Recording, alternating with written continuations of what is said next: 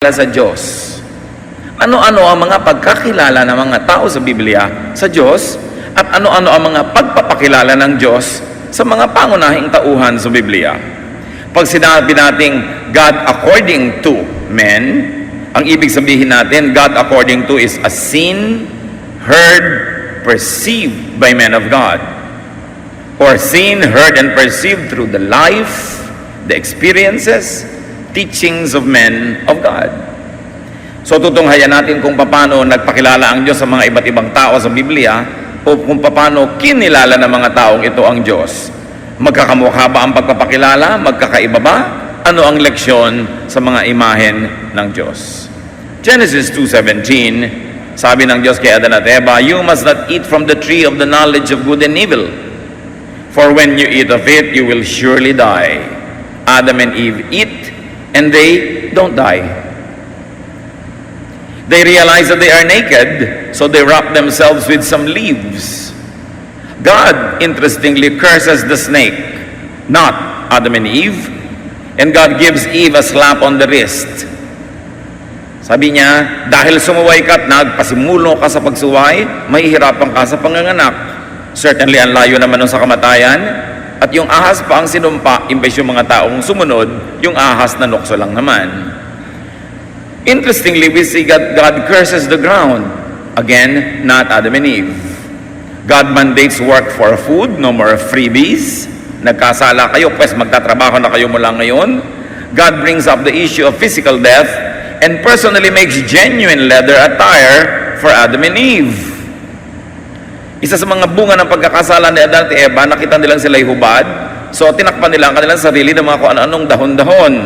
But Genesis 3:21, the Lord God made garments of skin for Adam and his wife and clothed them.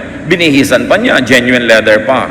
What do we see? Ano ang imahe ng Diyos kay Adan? The God of Adam is very forgiving. Mild in anger compared to the gravity of the sin. The God of Adam is tender and thoughtful. Yan ang pagpapakilala ng Diyos kay Adan. Siya'y mapagpatawad, mahinahon, banayad kung magparusa. Ngayon si Cain, pinatay niya ang kapatid niyang si Abel, tapos kinausap siya ng Diyos, Genesis 4:11-12. Now you are under a curse and driven from the ground. When you work the ground, it will no longer yield its crops for you. You will be a restless wanderer on the earth. So God puts Cain under a curse, ends his farming career, which means a settled and a peaceful life, and then decreases his vagabond wanderer status. Genesis 4:13, kay Cain pa rin. Cain said to the Lord, "My punishment is more than I can bear. I will be a restless wanderer on the earth, and whoever finds me will kill me." So here we see that Cain complains, makes an appeal, and even fears for his life. Genesis 4:15, but the Lord said to him, "Not so. If anyone kills Cain, he will suffer vengeance 7 times over." Then the Lord put a mark on Cain so that no one who found him would kill him. Huwag na muna nating problemahin ngayon kung sino yung mga taong kinakatakutan niya. Ibang issue yan. But what is interesting here is God puts a 7-fold sentence on whoever kills Cain. And then God puts a mark of protection on Cain. Cain becomes the first man in the Bible to enjoy diplomatic immunity. Natakot itong si Cain na matapos siyang patayin ng kanyang kapatid, ay patayin din siya ng ibang tao. So tinatakan siya ng Diyos sa kanyang noon na kung sino man ang papatay sa kanya ay 7 beses parurusahan at ipinagbawal na siya ipatayin. O anong pagkakakilala natin ngayon sa Diyos sa kanyang dealing with Cain? The God of Cain forgives. The God of Cain protects even the guilty. Di ba isang imahe niya ng Diyos na may kakaibang hugis? Nagpapatawad at nagbibigay pa ng proteksyon sa may sala, tulad ni Cain. Sa karanasan ni Abraham at ni Sarai, nung ipinamigay ni Abraham ang kanyang asawa para iligtas ang kanyang sariling buhay, Genesis 12:10-19, now Abraham went down to Egypt to live there for a while because the famine was severe. He said to his wife Sarai, I know what a beautiful woman you are. When the Egyptians see you, they will say, this is his wife. Then they will kill me, but will let you live. Say you are my sister, so that I will be treated well for your sake. When Pharaoh's officials saw her, they praised her to Pharaoh, and she was taken into his palace. He treated Abram well for her sake. But the Lord inflicted serious diseases on Pharaoh and his household because of Abraham's wife Sarai. So Pharaoh summoned Abram, "What have you done to me? Why did you say, 'She is my sister,' so that I took her to be my wife? Now then, here is your wife. Take her and go." Kakaibang Diyos naman ang nakita natin dito.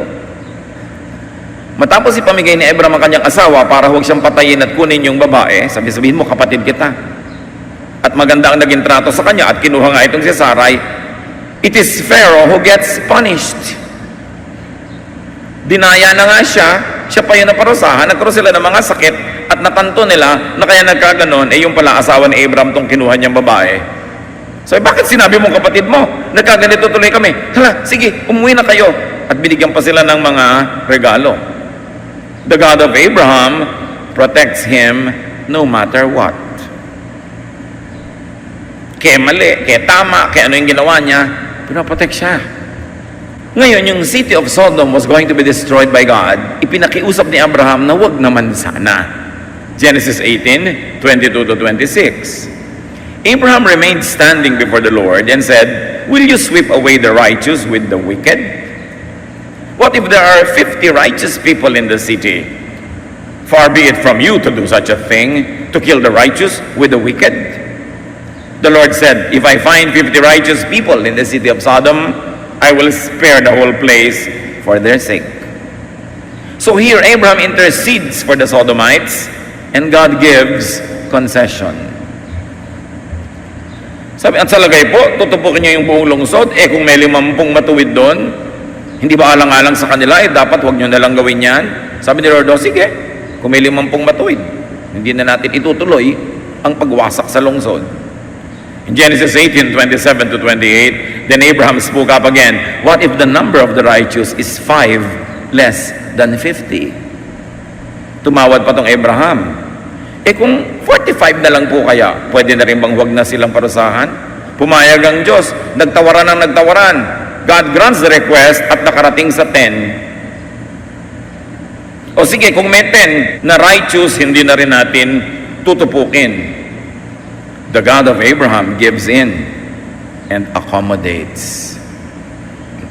Napapakiusapan. Nadadala sa pakiusap. Ngayon si Jacob, nakipag-wrestling sa Diyos hanggang umaga, hanggang magmamadaling araw. Buong gabi, nagbubuno sila. Genesis 32:24 to 30. So Jacob was left alone, and a man wrestled with him till daybreak. When the man saw that he could not overpower Jacob, the man said, "Let me go, for it is daybreak." But Jacob replied, "I will not let you go unless you bless me." Then he blessed him there. So Jacob called the place Peniel, saying, "This is because I saw God face to face, and yet my life was spared."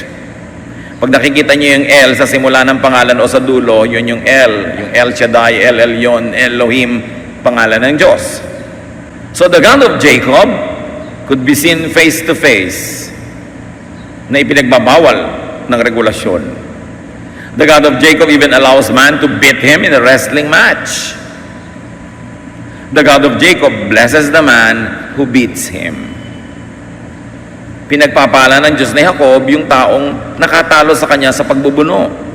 Ibang klaseng mukha na naman at imahen ng Diyos. Kay Moses. Anong klaseng Diyos ang Diyos ni Moses? O anong pagpapakilala ng Diyos ang ginawa niya kay Moses? Deuteronomy 11:26 to 28. "I am setting before you today a blessing and a curse.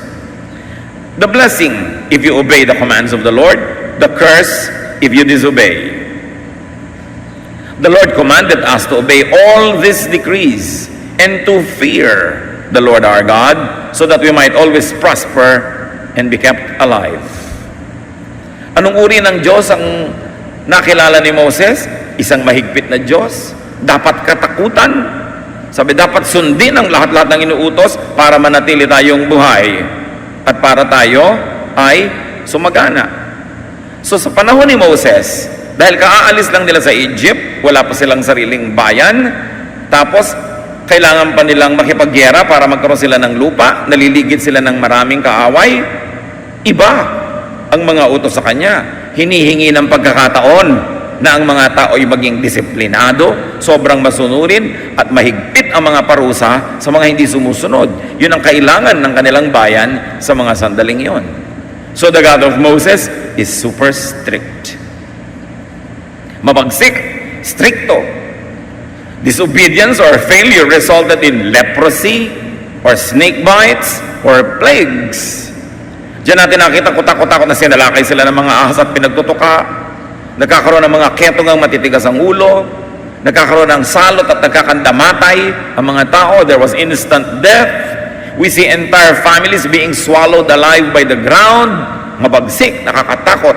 Hinihingi ng pagkakataon ng sobrang disiplina dahil sila'y naglalakbay at wala pang secure home. Relationship with the God of Moses is highly transactional. Kailangan gawin mo to para i-bless kita. Pag hindi mo to ginawa, hindi kita i-bless.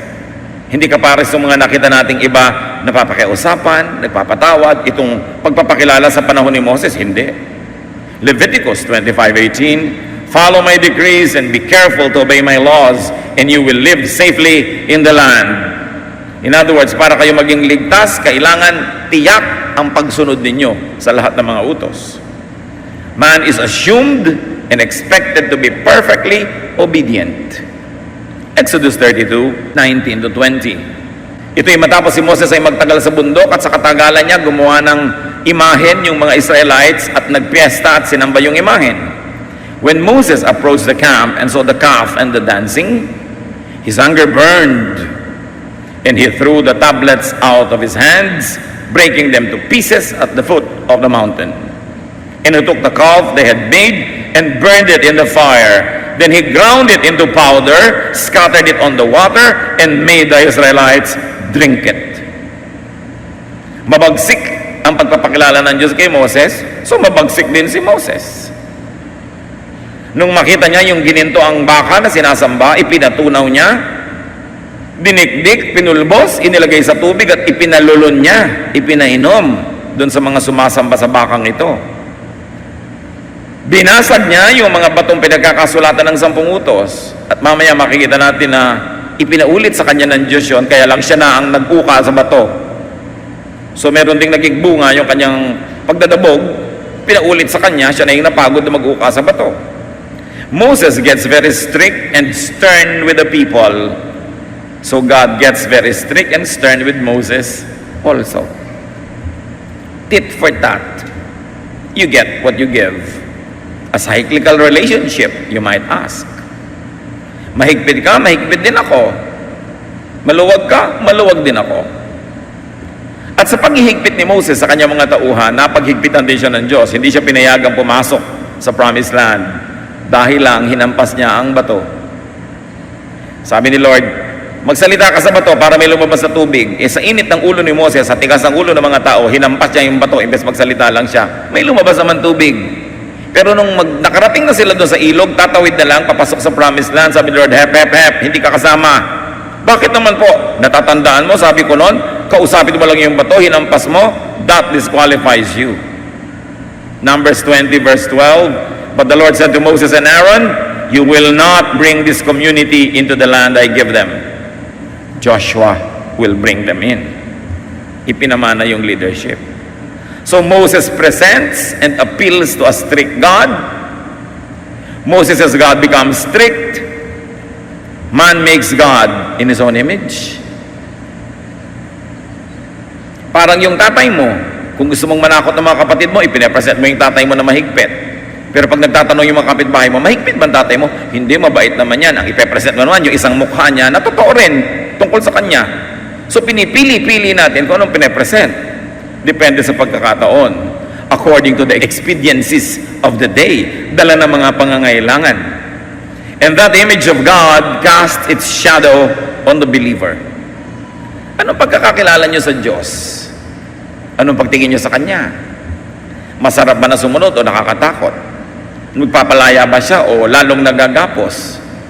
Kaninong Diyos sa Biblia ang inyo ngayong sinusunod at ina-idolize? Ang Diyos ba ni Moses? Ang Diyos ba ni Jacob? Ang Diyos ba ni Isaac? Kanino? Ang Diyos ba ni Abraham? Iisang Diyos yun. Pero iba-ibang presentasyon yung mga men of God kasi yun ang karanasan nila. 1 Kings 8:22 to 23. Then Solomon stood before the altar of the Lord and said, O Lord, there is no God like you, who keep your covenant of love with your servants. Biglang covenant of love. Biglang hindi kahigpitan. Bakit? Nung panahon kasi ni Solomon, may bansa na sila, may bakod na, may boundary, may palasyo, may templo, meron na silang national identity, meron silang strong army.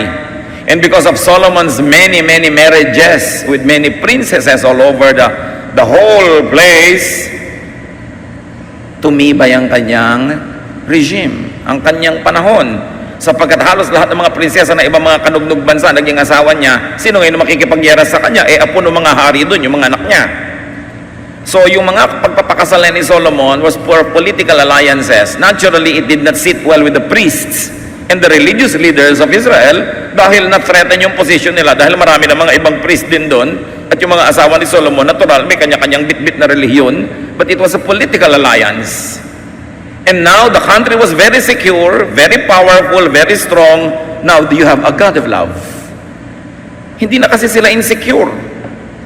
So hindi na sila ganun kahigpit, hindi na sila ganun ka-paranoid sa kanilang mga neighbors. So nakikita nyo, iba-iba ang pagkakakilala nila sa Diyos, depende sa pangangailangan ng panahon. So Solomon praises God, asks God to keep His promise to David, his father. 1 Kings 8:27 to 28. But will God really dwell on earth? Yan ang sabi ni Solomon nung kanyang itinatalaga, dinededicate yung templo, ang pagkaganda-ganda. The heavens, even the highest heavens, cannot contain you. How much less this temple I have built. You give attention to your servant's prayer and his plea for mercy, O Lord my God. Hear the cry and the prayer that your servant is praying in your presence this day. When your people pray, then hear from heaven their prayer. Sabi niya, ang ganda-ganda po ng templong ipinagawa ko, pero ano na ba naman ito para tirhan nyo? Hindi nga kayo kasya kahit sa kalangit-langitan.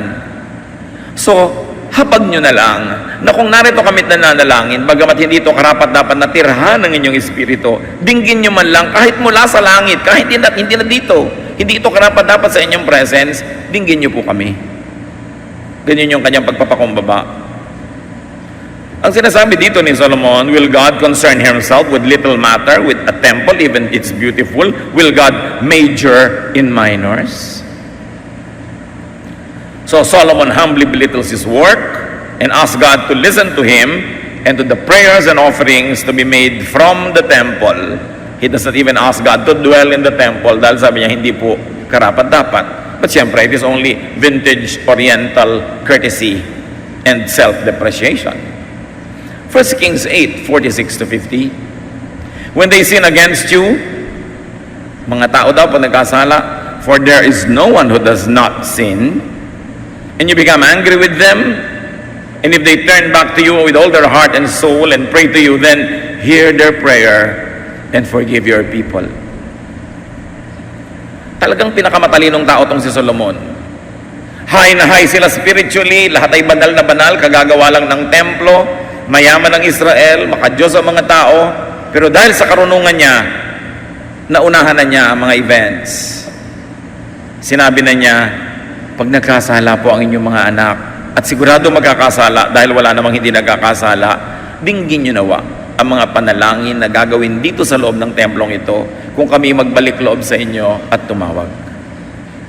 Yung matatalinong tao, tinatanggap nila na, oo, Christian ka, nagba-Bible ka, pastor ka, choir directress ka, Bible study teacher ka, pero tao ka, so magkakasala ka. Hindi ko gusto mangyari yon, pero naglalaan ako ng lugar sa puso ko na mangyayari yon, para pag nangyari yon, hindi ako ma-disappoint.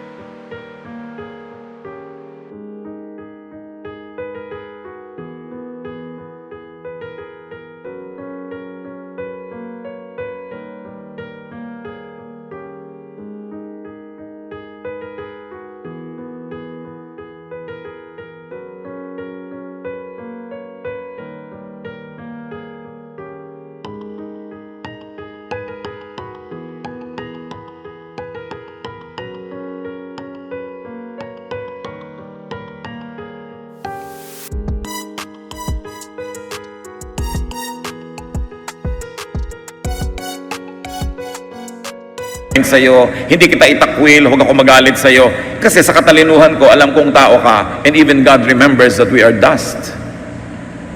Ngayon, yung mga hindi masyadong matatalino, di ba Christian ka? Bakit nag-i-smoke ka ba? Born again ka na kahapon? Sister, kahapon pa lang yon. Magpakatalino ka naman. Be realistic. Binaboy ka ng kapitbahay mo, nagalit ka, sasabihin ng sister, di ba Christian tayo? Di tayo dapat magalit. Mga pag-iisip ng mga hindi matalino. Kinakalimutan mong tao tayo. While we aspire for the best and we like to be as godly as possible, you never fail to factor in the fact that we are flesh, that we are humans. Kaya magpakatalino, hindi yung unrealistic ang mga expectation. Ninanakawan ka na ng mga kamag-anak mo, inaagaw na lahat ng mana. Di ba Christian tayo? Ipag-pray na lang natin. Ipag-pray, hindi nila ibabalik sa prayer yan. Magpakatalino ka. Binigyan ka ng Diyos ng utak. Napaka-unrealistic kasi ng pagkakaalam ng iba tungkol sa pagiging anak ng Diyos. Meron pang, bakit naglalagay ka ng lock sa pinto? Di ba ipoprotect tayo ng mga angel? Gano'ng karaming Christian na ang na-rape? Gano'ng Christian na ang na-murder? Binigyan ka ng utak para i-protect mo ang sarili mo. Huwag hyper-faith na hindi na nag-iisip. Napakahirap tuloy kasama, ang dami-daming expectation. Di ba Christian tayo? Dapat din tayo kumakain ng mga soft drinks, umiinom ng ganyan. Ikaw, gusto ko pa Siguro ang banal mo na, ako hindi pa. Bakit mo ina-assign sa akin yung level ng kabanalan mo? Dapat kanya-kanya. Hindi nagigita yung sobrang nananakal ng kapwa. Sabi ni Solomon, no human being does not sin. Huwag mong gamitin sa sarili mo yun to justify your sin. Gamitin mo yun sa kapwa. Pag nakikita mo nagkakasala siya, imbes i-judge mo, sabi mo, God remembers that we are dust. So be strict with yourself if you like, but not with others. Napaka-advanced ng theology ni Solomon. Palibasa, matalino. Dapat ang mga anak ng Diyos matatalino. Now, the God of Solomon knows that man is imperfect. Yun ang pagkakakilala ng Solomon sa Diyos. Alam ng Diyos na kahit anong pagsisikap natin, may mga manakanaka na mga panahon na tayo kakapusin, magkukulang, ang kailangan lang magsisi, magbalik loob, tumawag sa Diyos. At sabi ni Solomon, pag naganap po yun, patawarin nyo na. Dahil alikabok lang kami. The God of Solomon can forgive, can be appealed to even before man falls. So the God of Solomon is gracious. Solomon projects and creates a kind image of God. Kaibang-kaiba doon sa pinakilalang Diyos ni Moses. Meanwhile, sa New Testament, 1 Corinthians 5, 1-13. Sabi ni Paul, it is actually reported that sexual immorality exists among you. I have already passed judgment on the man who did this. When you are gathered together, hand this man over to Satan for the destruction of his flesh. Your boasting is not good. You know that a little yeast I wrote to you to stop associating with any so-called brother if he is immoral. With such a person, you must even stop eating. Put that wicked man away from you. So, what is God and who is God according to Paul? God, according to Paul, can be very strict, stern, angry, exclusive, separatist, and harsh. Sabi ni Paul, yung may kasalanan dyan sa inyo, itakwil nyo yan, itiwalag. Judge him. I already judged him kahit wala ako dyan. Ibigay nyo kay Satan. Kakaiba itong prescription ni Paul. No? Ang mga apostles po, ang mga disciples, kanya-kanya rin ang projection ng Diyos. Usually, yung kanilang character, yung kanilang training, yung kanilang education, may kinalaman sa pagkukorte nila ng frame o kwadro through which they presented God. The apostles projected God in their image, in their context, according to their agenda. Si Paul kasi may mga definite goals para sa mga churches na sinet niya.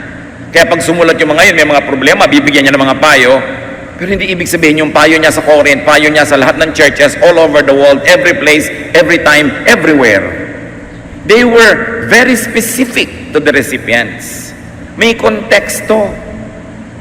Palibhasa, kilala ni Paul yung mga taong tinutukoy at maaaring alam niya na talagang napaka-hopeless ng taong yan. Kaya sabi niya, sipain niyo, tanggalin niyo na lang.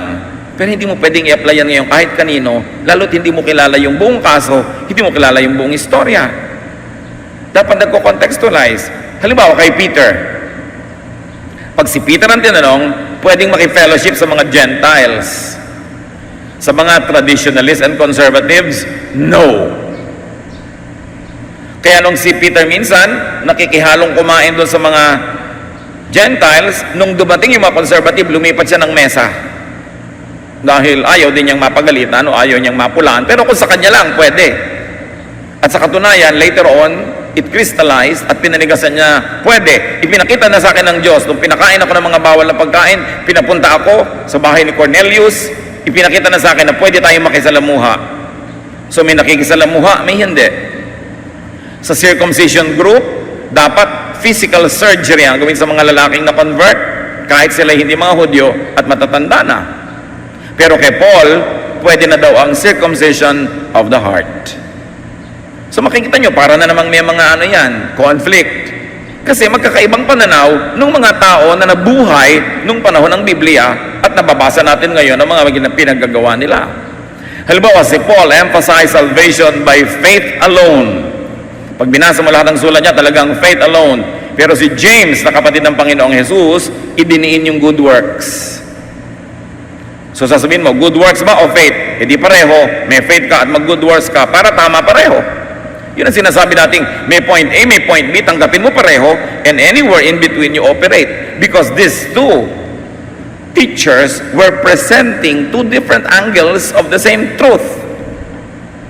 Hindi kailangan pag-awayan, hindi kailangan mag-contest. Kanya-kanya lang emphasis.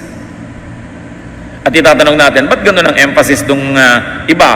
Eh kasi may panahon sila, may pangangailangan sila, meron silang sinasolve ng problema. So ibang emphasis. Katulad halimbawa, kayo mga magulang, siguro may anak kayo na hindi nyo masyadong hinihigpitan kasi matino. May anak kayo na sobrang nyong bantayan kasi pamaya. The same parent, magkaiba ng treatment. So hindi pwedeng sabihin ng anak na isa na, alam mo ang tatay ko is completely mabait lang, hindi siya namamalo. Siya, hindi siya pinapalo, pero yung kabila pinapalo. Pag sinabi ng kabila, hindi namamalo ang tatay ang higpit-higpit nga. Totoo rin, di ba? Pero hindi yun magka-conflict. Magkaiba kasi ng pananaw yung nagkukwento. Kanya-kanyang emphasis. Kanya-kanya kasing audience, kanya-kanyang binabalanseng sitwasyon, kanya-kanyang layunin, kahit nasa loob ng iisang Biblia. The God of the apostles had many faces. Therefore, nung araw, there were many Christianities. Hindi lang isa ang Christian church nung first century. Nung unang panahon, nung hindi pa pinapakialaman ng imperyo ng Roma ang pananalig, maraming mga congregations, kani-kanya ng style, kani-kanya ng ine-emphasize, kasi kani-kanyang leader ng mga apostles, iba-iba. Iba-iba ng emphasis, pero si Kristo ay tagapagligtas ng lahat, ang Diyos Ama sa langit ay tagapaglikha, Diyos ng lahat. Pero may iba-iba silang emphasis. Na-standardized lang ang Christianity after 320 AD. Noong ang emperor ng Rome ay nakialam, crowned himself Summus Pontifex, or the first pontiff of the church, and then standardized everything. Kailangan ganito, kailangan ganito, kailangan ganon. Pag hindi ganito, heretic ka. Pagka hindi ganito, demonic ka. Why? Because the empire was concerned with standardizing and controlling everything. But in the first 300 years of Christianity, kanya-kanyang Christianities. The results, of course, were competition, sometimes demonization, division, and separation. And up to now, that is the sad truth. Pero wala pong isang standard lamang. Nangyari lang yan nung kinontrol ng empire at nakapangyari yung mga makapangyarihan na inappoint. So nakita na natin ang pagpapahiwatig ng iba't ibang mga karakter sa Bible tungkol sa Diyos. But let's take a look now at God according to the Son of God. According to the Lord Jesus. Colossians 2:9, for in Him the whole fullness of God lives in bodily form. Kay Jesus daw, yung kabuuan ng Diyos Ama sa langit ay nabuhay sa loob ng katawan na yon. Colossians 1:19-20, for God was pleased to have all of His fullness live in Him. Through Him, He also reconciled all things to Himself. Ikinalugod ng Diyos Ama sa langit, nakasihan ng buong-buo niyang pagka-Diyos si Jesus. At sa pamamagitan daw ni Jesus, nakipagbalikan ang Diyos Ama sa lahat ng mga bagay. He reconciled everything back to Him. Pag sinabing salitang reconcile, ibig sabihin nagkaroon ng pagkakahiwalay. Pag mayroong mag-asawang nagbalikan, ibig sabihin naghiwalay. So nag-reconcile kasi dating isa, nagkalayo, nagbalikan. At sa pamamagitan ni Jesus, nakipagbalikan daw ang Diyos Ama sa sangkatauhan. Ano kayang pakikipagbalikan yon? Ano yung pagkakahiwalay na naganap? Yung mga misrepresentation ng iba't ibang mga panahon, mga leaders at mga teachers. Yung mga pag-abuso sa ibang aspeto ng Diyos na situation na lang, bagay lang halimbawa kay Moses, ina-apply pa sa ibang panahon. Tinuwid, ikinorek lahat yan ng Panginoong Jesus. Let us take a look at God according to Jesus. God according to Jesus becomes human. Yung God ni Moses na hindi pwedeng pakiusapan, yung God ni Moses na pag nagkamali ka ng hawak sa Ark of the Covenant, namamatay ka, yung God ni Moses na pag nagre-reklamo ka, ipinapatuka ka sa mga ahas, ipinakilala muli ni Jesus sa kanyang tunay na form. Human. God and human. Parang yung panahon ni Adan. Sa katawan ni Adan, nandun ang Espiritu ng Diyos na malinis at yung katawan ng tao, the divine and the flesh, all in one. Bumalik yun kay Jesus. God lived fully in Jesus. God is no longer distant. God is no longer angry. God is no longer strict. Jesus is God in the flesh. What God willed, Jesus did. What Jesus did, God accepted. Perfect relationship. Kung ano ang niloob ng Ama sa langit, tinupad ni Jesus. Kung ano ang ginawa ni Jesus, buong pusong tinanggap ng Diyos Ama. John 15:9, just as the Father has loved me, so I have loved you. So abide in my love. That is the message of Jesus that reconciled God the Father back to humanity, the message of love. Sabi niya, napakarami ng mukha ng Diyos ang nakita nyo sa mga nakaraang taon o libong taon. Sari-saring pagpapakilala ng mga propeta, ng mga hari, ng mga pari, ng mga scribes, ng mga Pharisees. Iba't ibang mukha ng Diyos. At sabi ni Jesus, ngayon na ako ay Diyos na nagkatawang tao, nabubuhay sa aking katawan ang buong-buong kabanalan ng Diyos. Ibalik natin ang lahat sa dati. Dapat talaga ang relasyon ng Diyos sa tao ay pakikipag-ibigan. Hindi galit, hindi takot, hindi parusa, hindi agwat, hindi distansya, but love. John 13:35, this is how everyone will know that you are my disciples, if you have love for one another. Ang ganda ng pinasinabi ng Panginoon. Paano nyo patutunayan sa mundo na kayo aking mga disipulo kung nagmamahalan kayo? Tingnan ninyo ang marami mga religious leaders na nagbabangayan kung nagmamahalan, pare-parehong sinasabing naniniwala sa Diyos Ama at kay Jesus. Sabi ni Lord, hindi galing, hindi pinag-aralan, hindi doktrina, hindi debate ang magpapatunay na kayo ay aking mga disipulo. Ano yon? Kung nagmamahalan kayo sa isa't isa. Kasi kung tama ang doktrina, bakit hindi mapagmahal? Ang mensahe ni Jesus, pag-ibig. Yan lang ang titingnan nyo mga kapatid, sa mga palabangay, palaaway, mga panghusga, laging nagagalit, nakikipag-away. Hindi ganyan ang pamantayan na ibigay ng Panginoon para kilalanin ang mga tunay niyang disipulo. Now God, according to Jesus, is loving. Ibinalik. Mark 2:16. When the scribes and the Pharisees saw him eating with notorious sinners and tax collectors, they said to his disciples, "Why does he eat and drink with tax collectors and notorious sinners?" Nakita niyo yung mga religious leaders, lumayo na ng lumayo sa mga tao, lalo yung hinuhusgahan nila na masama. Pero si Jesus, doon nakisalamuha. We've got to learn from that. Matthew 11:19, the Son of Man came eating and drinking, and they say, "Look, a glutton and a drunk, a friend of tax collectors and notorious sinners."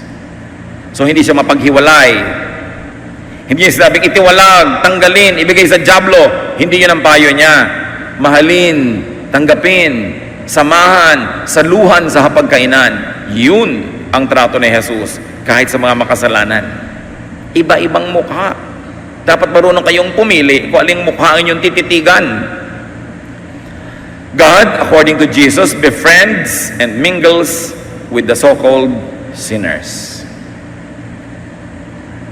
May contest pa ba naman kung kaninong version ng Diyos ang ating dapat pairalin sa buhay natin? Siyempre, yung version nung Diyos na nagkatawang tao mismo, si Jesus, na ating tagapagligtas. Matthew 18:21-22. Then Peter came up and asked him, "Lord, how many times may my brother sin against me and I have to forgive him? 7 times po ba?" Jesus said to him, "I tell you, not just 7 times, but 77 times. Or 70 times 7. In other words, 7 being symbolic of perfection. So hindi 7 lang, walang hanggang pagpapatawad ang ibibigay mo. In and through Jesus, God is loving. Yun ang kwadro na ibigay sa atin ni Jesus para tingnan yung Diyos. God is forgiving, reconciling, and fellowshipping even with sinners. You know what happened in Jesus? Jesus brings back God's image back to that of the God of Adam and Cain. Kung ano ang pagpapakilala ng Diyos kay Adan, o nagkasala na kayo, hindi naman niya pinatay, binihisan pa niya ng leather, nagkasala si Cain, nilagyan pa ng tatak para huwag gantihan ng iba, ibinalik ni Jesus yung imahe ng Diyos na nakilala ni Adan at ni Cain. Jesus becomes the new Adam. In Him, the Spirit of God and flesh live together. A complete cycle. You might say a complete circle. It was a balancing and a correction. What image of God do you have in mind? What image of God appeals to you? What image of God do you make? And what image of God do you project? Projection yan eh. Para yung maraming nanay dyan, pag may makulit na mga anak, dumadaan ako, ayan si pastor, kakainin ka niya. Yung iginagawa nila ako ng imahen na mahigpit. Kasi siguro natatamad sila maghigpit.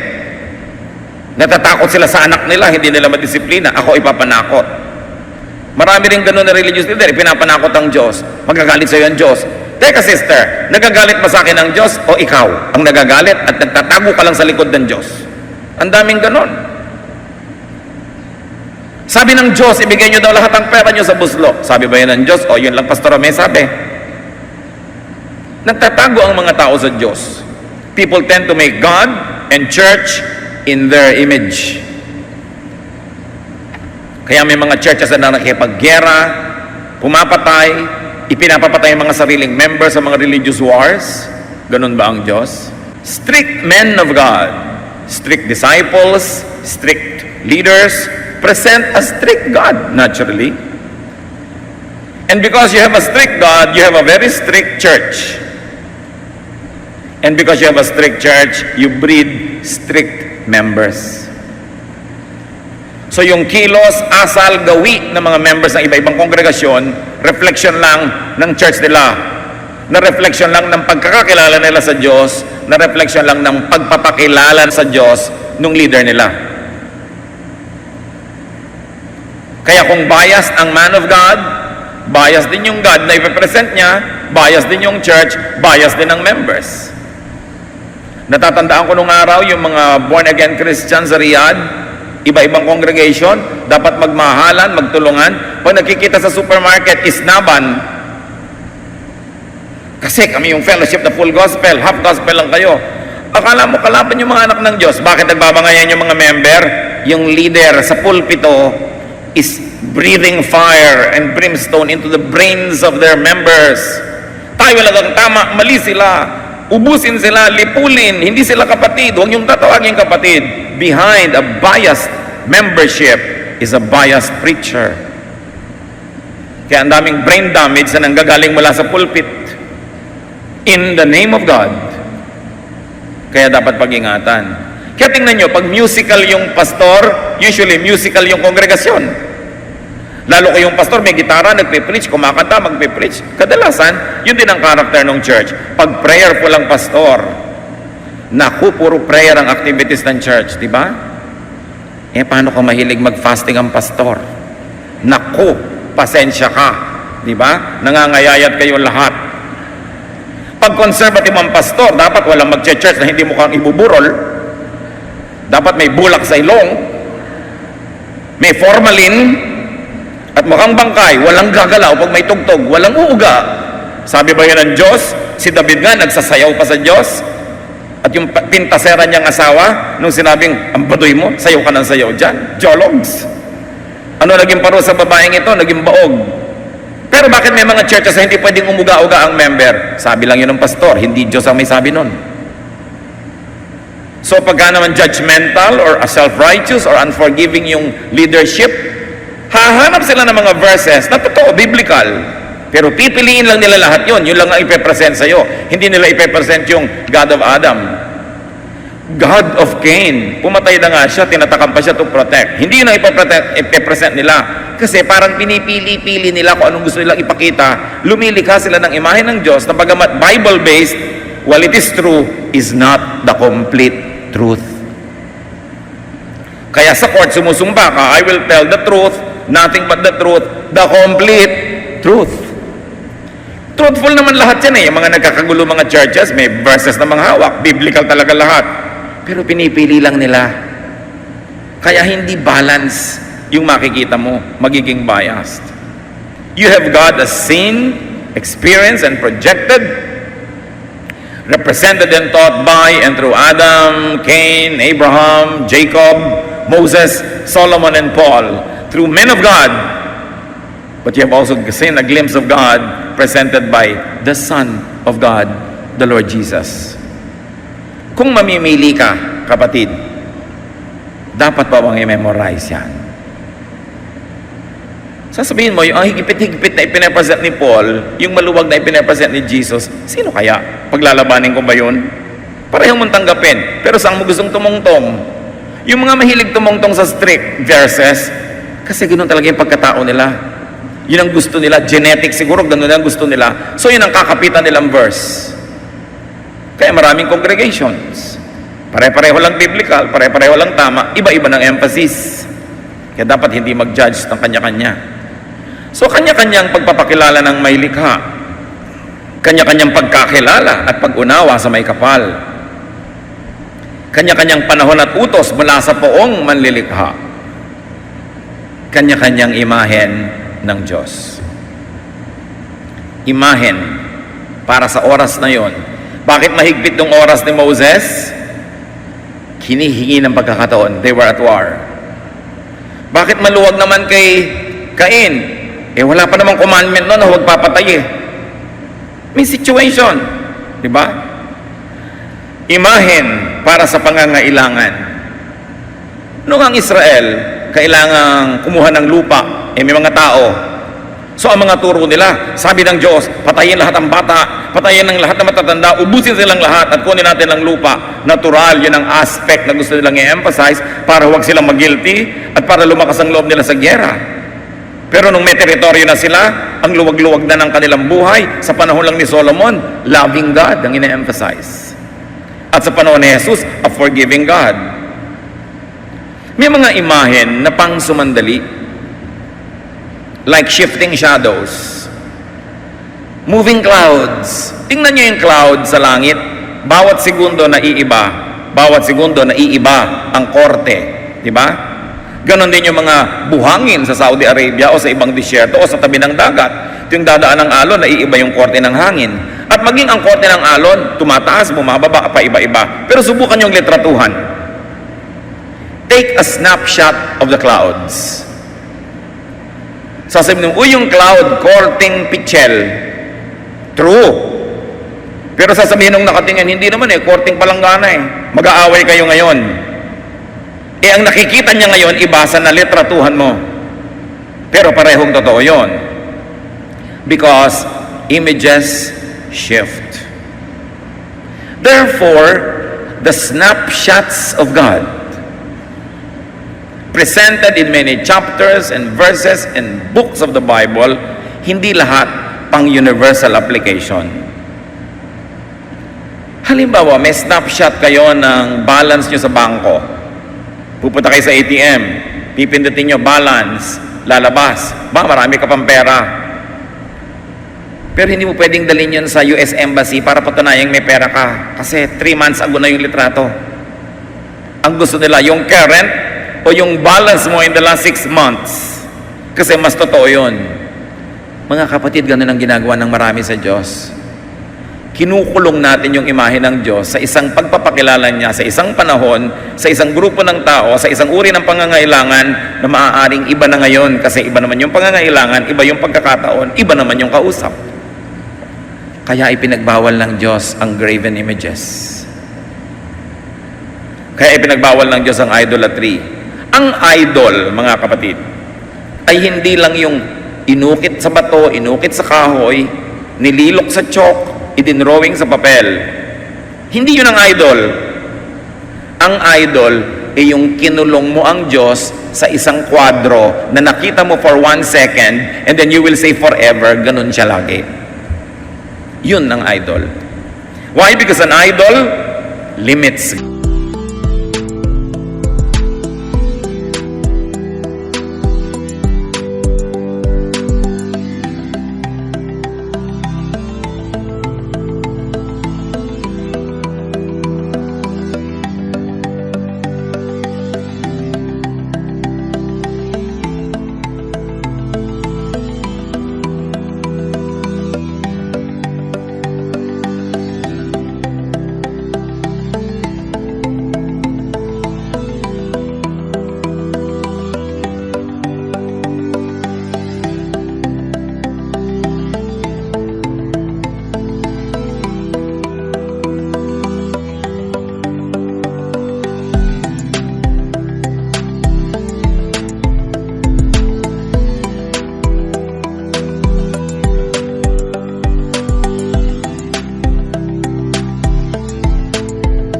God.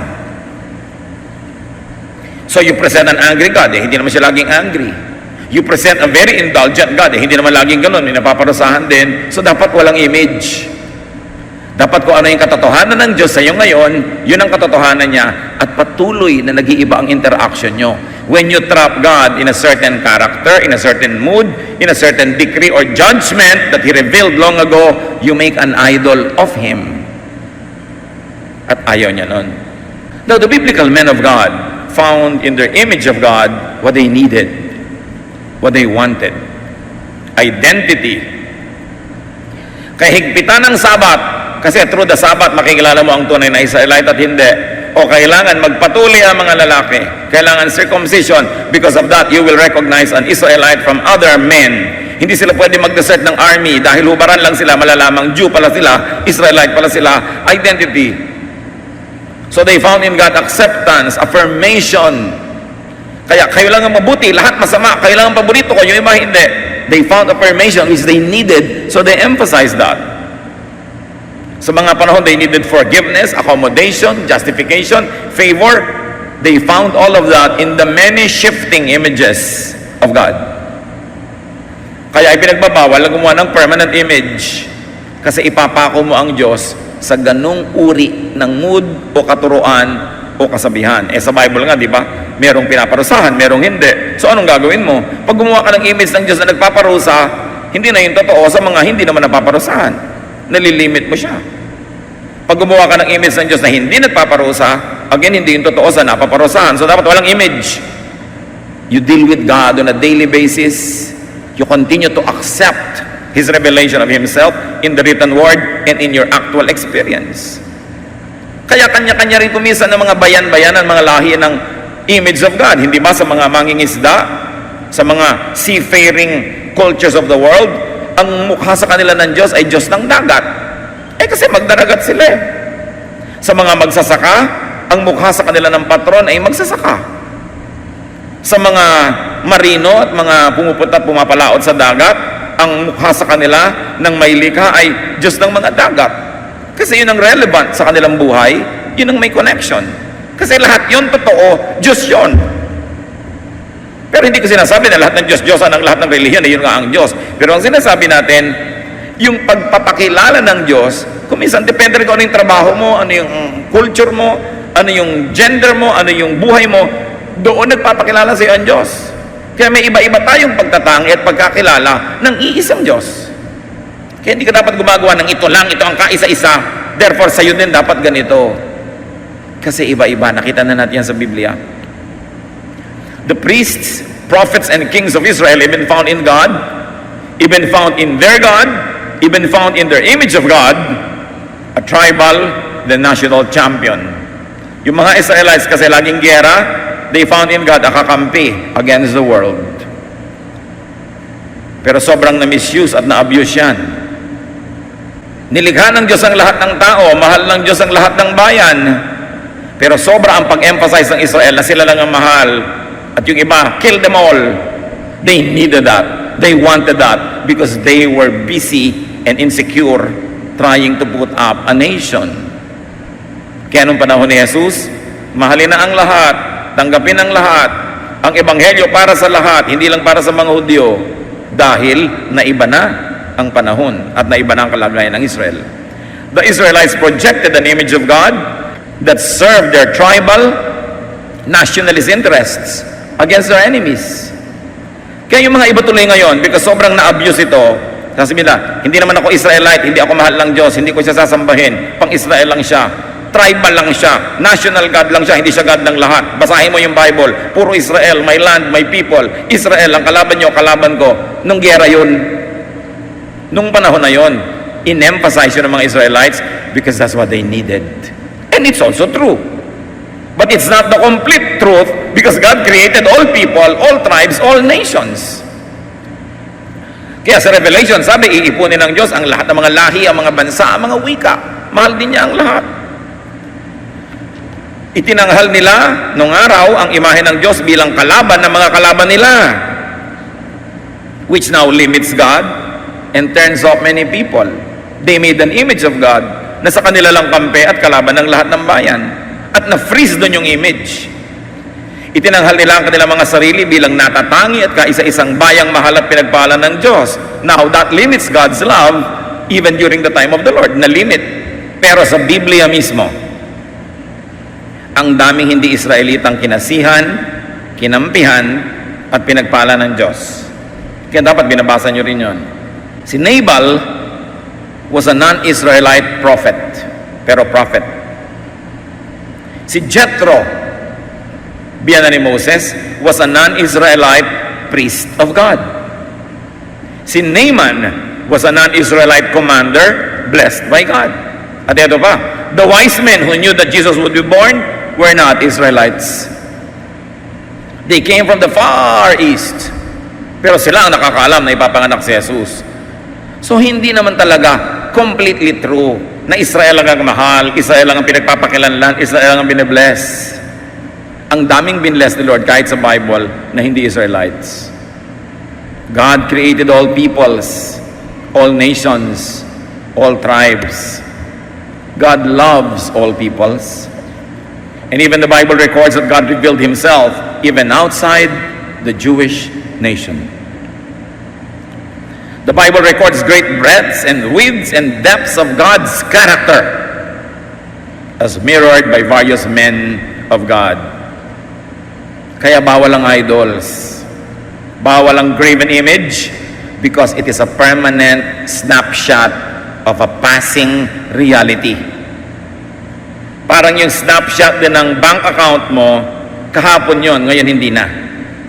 Hindi siya pwedeng ikwadro at sabihin mong ito ang kayamanan ko sa bank. Paiba-iba yon araw-araw. Like photos and sculpture of clouds and water and the wind. Kaya yung mga religions of the book, the Jewish religion, Islamic religion, the Christian religion, ang totoo, bawal lahat ang images dyan. At hindi lang yung mga poon-poonan na Diyos-Diyosan na nakikita natin. Bawal yung ideya na ang Diyos ay ipako mo sa isang imahen. Kasi nawawalan siya ng laya kung anong gusto niyang gawin. Kaya yung snapshot, hindi reliable. Kahit yung litrato kuminsan ng mga tao sa mga souvenir program, ang bata-bata pa, nung tingnan mo, lola ka ba nito? Hindi, ako rin yan. Ay, ako yan nung araw yan ang snapshot ko. Ganon din ang ginagawa ng iba sa Diyos. Yung pagkakakilala nila nung araw, yung picture nun, laging ganito, naiiba-iba. Hindi nag-iiba ang Diyos, ha? Pero ang daming mukha, ang daming aspeto, ang daming dealings ng Diyos, hindi mo pwedeng ipako sa isa lang. Dapat malaki, malawak ang iyong pananaw. For instance, one snapshot of God, Exodus 22:20. Whoever sacrifices to any god other than the Lord must be destroyed. Snapshot yan of God. Pero, sa 2 Kings 5:18-19, but I pray that the Lord will forgive me when I go into the temple of the god Rimmon and bow down there with the king of Syria. Go on home and don't worry about that, Elisha replied. So nakita nyo, isa Exodus, bawal yumuko sa ibang Diyos. Sa 2 Kings, itong si Naaman na pinagaling ng Diyos, nagpunta sa propeta, sabi niya, kinikilala ko na ang Diyos ng Israel, pero kaya lang, pag nagsisimba yung hari, ako kasama, nagbabaw kami doon, pwede ba? Sabi naman ng prophet, huwag mong problemahin, sige gawin mo. O nakita niyo, ibang snapshot? Alin dyan ang gagamitin nyo? Kaya dapat iniisip mo lahat yan. Hindi ka nagiging totally dedicated to only one snapshot. May snapshot sa Bible. O yung batang nangangahoy ng Sabat, batuhin hanggang mamatay. I-apply mo ba yun ngayon? Yung snapshot na yun was taken thousands of years ago. It was relevant then, it probably served a good purpose then, but will it serve a good purpose now? Yung sinabing, go and multiply. Kaya ayaw ng mga ibang relihiyoso na mag-family planning. Noon yun, nang dalawa pa lang yung tao sa mundo. Noon yun, noong sila Noah pa lang natira at naubos lahat, kaya go and multiply. Ngayon, kahit ka sa tumingin, may muka. Go and multiply. Snapshot yun noon. Yun ang imahe na ginawa mo sa Diyos. Sabi ng Diyos, go and multiply. That's an image. Kahit walang rebulto, it's an image. At ayaw ng Diyos ng images. Kasi nalilimit siya. Israel's snapshots of God, Israel's projection of God as the chosen image of God served their nationalist and expansionist agenda. Kaya mga kapatid, ang bawat bayan at lahi ay may kanya-kanya ring imahen ng manlilikha. Ang imahen yun ay ayon sa kanilang pananaw, pagkatao, kapaligiran, pangangailangan, katotohanan, at kuminsan interes. Ang bayang napasasakop sa relihiyon ng ibang lahi ay nalulupig na paghaharian at naaapi. Kasi ang imahe ng imported religion ay nakaayon at nakakampi sa mananakop. Kita niyo ang mga Pilipino noong tumanggap ng relihiyon ng mga Spaniards, nasakop at naapi tayo. Nung tumanggap ka ng relihiyon ng mga Protestant Americans, ayan, nasakop din tayo.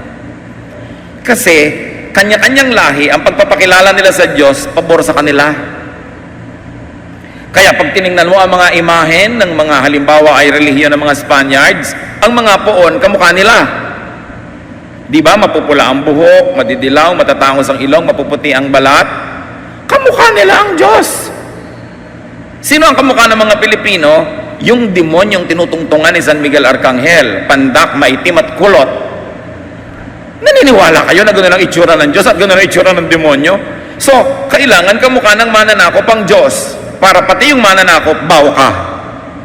The image of God, for instance, of Catholic Spaniards, favored colonization. Ang mga white Americans na sila daw ang champion ng biblical Christianity, in the same Bible Belt in the United States, doon pinractice ang slavery of white people sa mga black people. Yan, mga puti, ibinebenta nila yung mga itim kasi slavery. These were practiced by Bible-waving, Bible Belt Christians in the United States. Slavery for hundreds of years. So sabi, kasi naman daw, nasa Biblia talaga may slaves. Pero sa panahon ni Jesus, iniba na niya yun. Binahal niya yung mga kawawa. Sabi pa nga ni Paul, yung dati mong slave, i-charge mo na lang sa akin ng bayan, palayain mo na. Pero ginagamit ng mga bayan, ginagamit ng mga makapangyarihan ng Diyos para lalo silang lumakas at maghari. Kaya dapat masuri tayo at masuriin. Ihihiwalay mo yung missionary sa Diyos na daladala niya. Ihihiwalay mo yung culture ng missionary sa Diyos na kanyang nire-represent.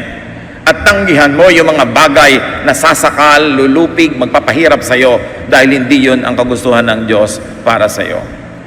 Ngayon, yung mga pro-Israel Christians na mga modern, they want militant action against the political enemies of Israel. So once more, the name of God will be used to plunge Christians into war with the religious and political enemies of this nation. Dapat ba natin yun nagawin? Of course, they quote the Old Testament, but remember, those are snapshots. Realities that were real in their context, but will have to be reevaluated and restudied before being applied today. Because that is a frozen idol of God. Well, God does not change. It is God's fullness that does not change. Yung mga hindi momentary snapshots lamang. Halimbawa si Jesus. Nagtatalo ang mga Samaritans at mga Jews kung sino ang tunay na mananampalataya at kung saan tunay na dapat sambahin ng Diyos. Sa Mount Zion o kaya ay sa bundok naman ng mga Samaritans. Kausap niya ang babaeng Samaritana, John 4:20-24. My ancestors worshipped on this mountain, but you Jews say Jerusalem is the only place of worship. Jesus said to her, believe me, the time is coming when you won't worship the Father either on this mountain or in Jerusalem. But the time is coming, and it already is here. Even now, the true worshipers are being led by the Spirit to worship the Father according to the truth. These are the ones the Father is seeking to worship. Sabi ng Samaritan, kami mga Samaritan dito sa Mount Gerizim nagwo-worship dahil ito ang tunay na bundok ng Diyos. Kayong mga Hudyo, pinipilit nyo na Mount Zion ang tunay na bundok ng Diyos at doon dapat mag-worship. Sabi ni Jesus, nako, darating ang panahon, iha, na hindi dito sa inyong bundok sa Mount Gerizim at hindi rin sa aming bundok sa Mount Zion ang pagsamba. Dahil ang Diyos, sabi ganoon, ay gustong sambahin siya. Hindi kung saang lugar, kung saang bundok-bundok, kundi sa puso. In spirit and in truth. Sabi niya, yung panahon na yun dumating na. Ang tanong ito, ba't ang dami pa mga Christian ngayon kailangan magpunta pa sa Jerusalem para magdasal? Bakit kailangan magpunta sa Jerusalem para mag-pilgrimage? Bakit kailangan magpatsimay at magpatsimay sa mga Israelites? Dahil first class God's people sila at tayo second class lamang? Mga religious garbage. Pinalaya na tayo ni Jesus sa lahat ng yan. Sabi niya, not on this mountain, not there. At sabi pa ni Paul, wala ng Jew, walang Greek, walang slave, walang free, walang man, walang woman. Lahat pantay-pantay sa Diyos. Bakit ka pa ngayon sunod-sunuran na naman? Malaya ka ng bansa, magpapasakop ka na naman? May panibago na naman tayong amo? Kaya dapat ang tao mapag-isip. So yung palang Mount Zion, na yun ang bundok ng Diyos, hindi rin pala yun ang truth. Kasi sabi ni Lord, hindi na yan magiging totoo. You will worship God in spirit and in truth. Sabi niya, at nagsimula na ang panahon na yun. O ba't pa natin ibabalik uli sa gusto na naman nating doon na naman? It gives them prerogative, it gives them importance, it gives them power over us to say na doon lamang pwedeng sumamba at doon lamang at sila lang ang tunay na anak ng Diyos. Which image of God would you want to rule in your life? The image made by colonialists? The image of God made for colonization? The image that trivializes and oppresses you? Gusto mo ba yung Diyos na maputi, maitim ka, kaya kailangan lagyan mo ng hydrogen peroxide yung ulo mo para maging kulay buhok na mais? Ang mga santa at mga puod, matatangos ang ilong, saka magpa-opera ka para maging kamukha ka ng puon? Talaga bang may image ang Diyos? Kaya ipinagbawal ang image, nakaka-oppress. The image that affirms, accepts, or even justifies you is that what will help you. Which image of God would you like to project, to promote, to implement? A cruel God? Pwede. May Bible verses dyan. A strict God? Pwedeng-pwede. Ang dami din Bible verses. Or a kind and loving God? Ang dami lalong verses at galing pa sa bibig ni Jesus. Alin dyan ang gusto nyo? Ang laki-laki at walang hangganang may likha. Kaya ang dami-dami rin pwedeng pagpili ang titingnan at gagawa ng imahen. Ipinagbawal tuloy ang paggawa dahil pag gumawa ka, nalilimit ang Diyos sa imahe na ginawa mo. Kanya-kanyang snapshots, kanya-kanyang pangangailangan, kanya-kanyang paglapit sa Diyos. Because all are biblical. Each serve a purpose for specific situations and times and needs. Each suited and projected the calling and the personality of the man of God. So how will you let these biblical truths affect your daily life? Your worship, your relationship with God, with fellow believers, with fellow humans. Dapat na tayong mag-grow. Tama na ang baby milk. Tama na ang baby food. We need meat to grow in our spirituality. We've got to know God as God revealed Himself, not only as He was framed by theologians, not only as images of Him were made by people long ago and enforced on us. You've got to have a personal, face-to-face encounter with God, who is willing to love you through Jesus, who has made Himself available and accessible through His Son, Jesus. Meet, know God as God, not as an idol, not as an image, not as an impression only of others, not as an image of theologians, not a snapshot, but God who is above all, who rules heaven and earth, and it is a God who loves you in Jesus. Ama namin, salamat sapagkat kayo'y patuloy na nagpapakilala. Patatawarin mo kami sa aming mga pagkakamali tungkol sa inyo. At nawa, Panginoon, bigyan mo kami ng malaking isip, malaking puso, para mas marami pang katotohanan